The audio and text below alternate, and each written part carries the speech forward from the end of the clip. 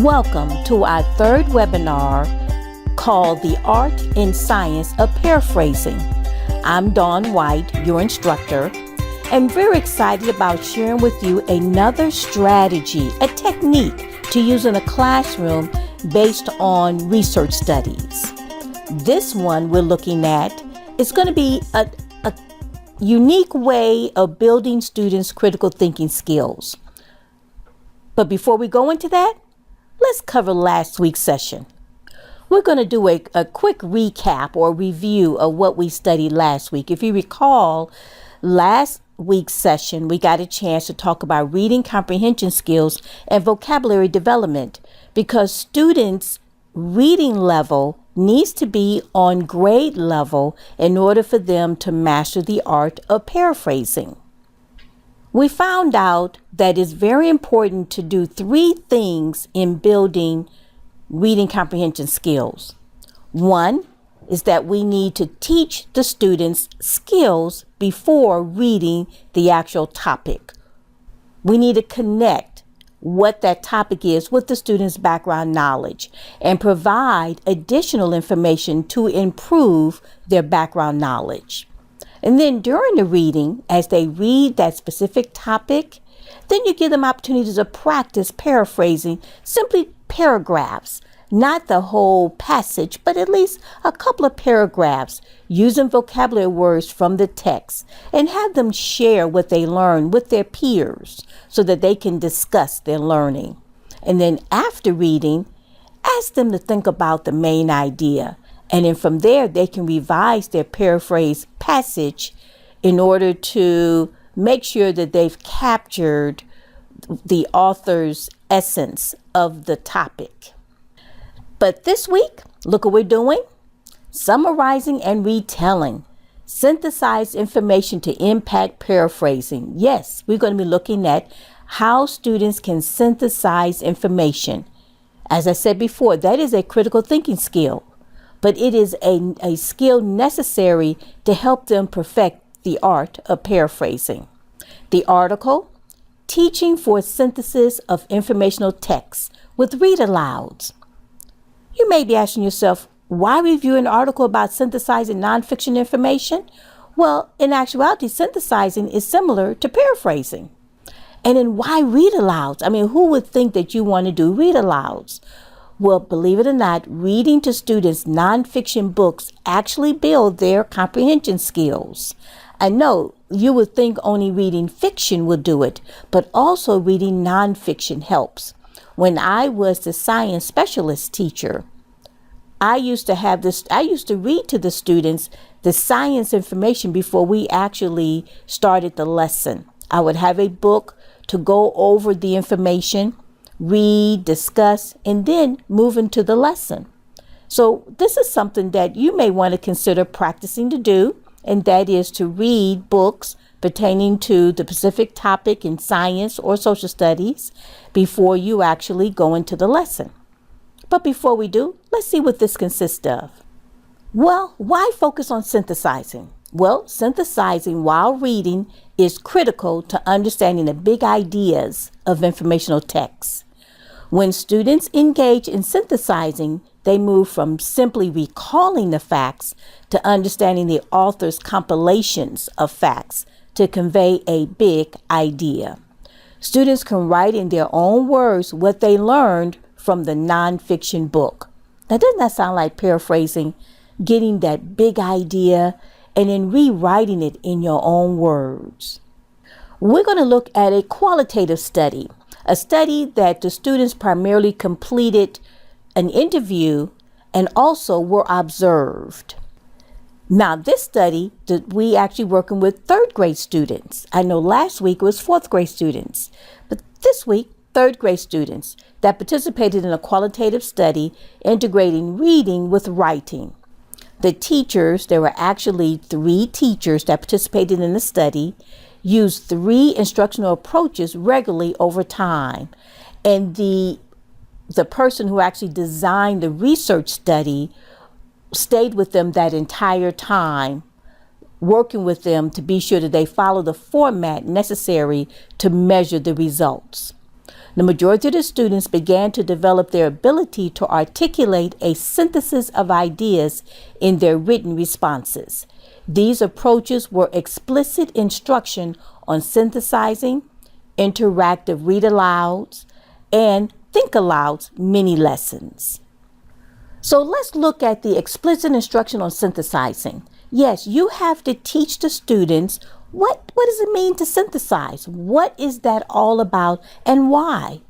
That's very important to give an explanation of synthesis. Naturally start off by reading a nonfiction book aloud to the students. I know in social studies for 4th grade, your students study Western expansion. That's what it is, Western expansion. I was thinking about Lewis and Clark.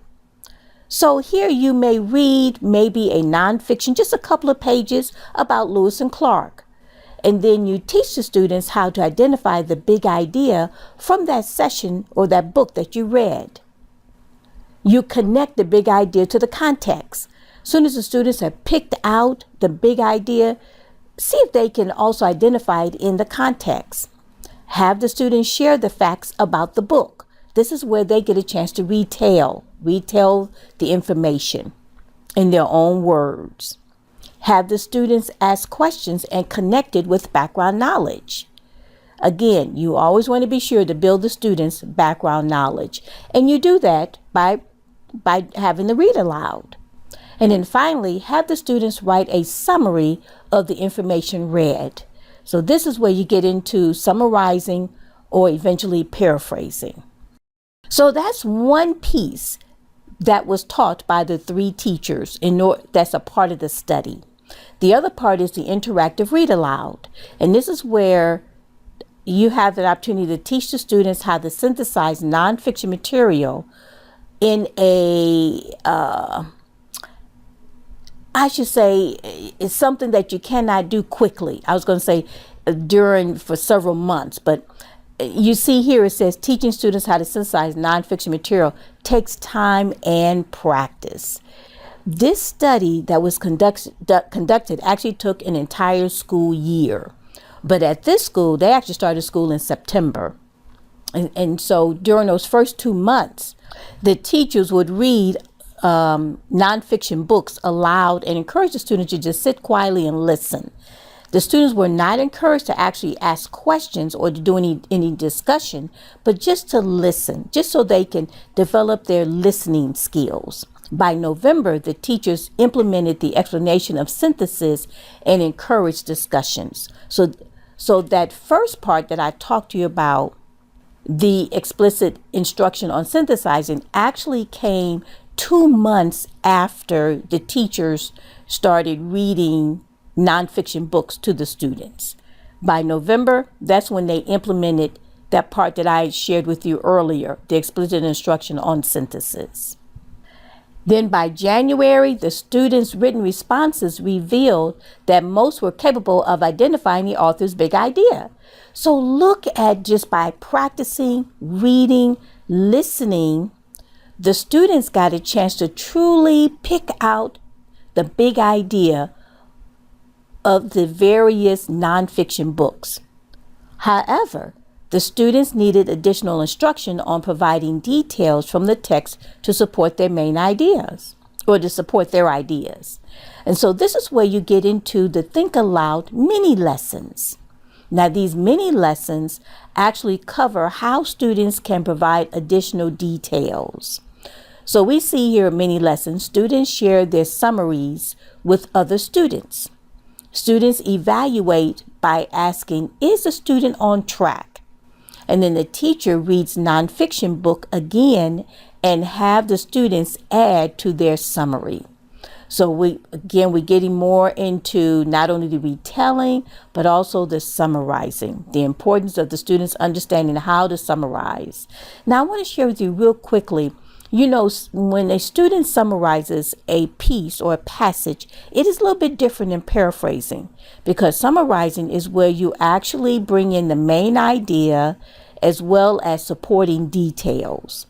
Paraphrasing is writing information in your own words, and it can be a lot longer than summarizing. So the students are retelling, summarizing, and then from there they can build into paraphrasing just by picking out the big idea of the nonfiction material that you've read to them. So here's our closing thoughts.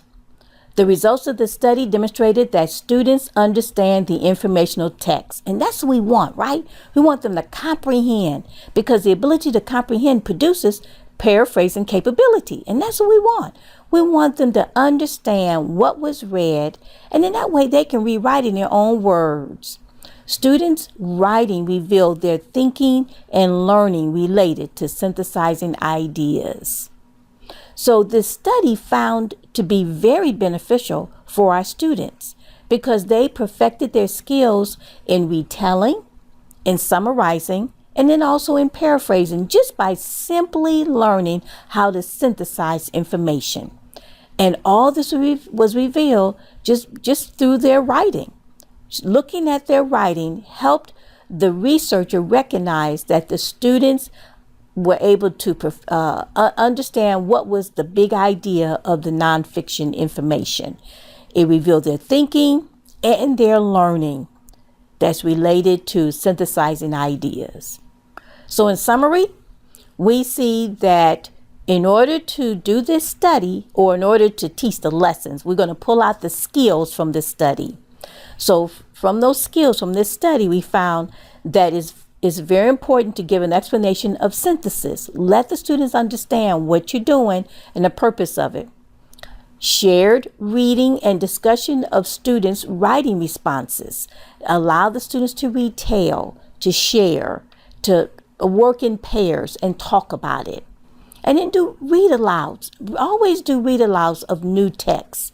Find books, find short books, maybe find even the big books.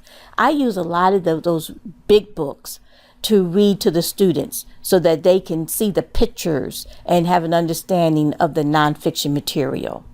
And then always assess their independent writing. How well did they summarize information? And then how well did they turn that summary into a paraphrased paper? So you got a chance to learn another technique to improve our students' skills in paraphrasing. But I do want to share with you, this week we have field day. It's just so much going on this week. So instead of meeting to discuss the webinar, please email me what you learned from it. Want to know your thoughts, any concerns, and anything that I need to definitely add to it to help you in this area. This time I do not have any links for you. This one is just strictly looking at understanding how to synthesize information. All right, you have a great day. Enjoy working with you. Bye-bye.